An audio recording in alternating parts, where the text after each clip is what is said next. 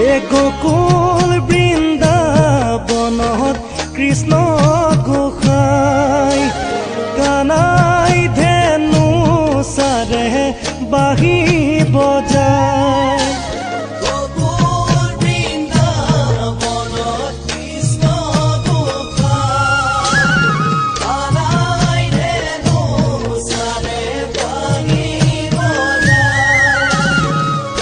বাঁহী মাতে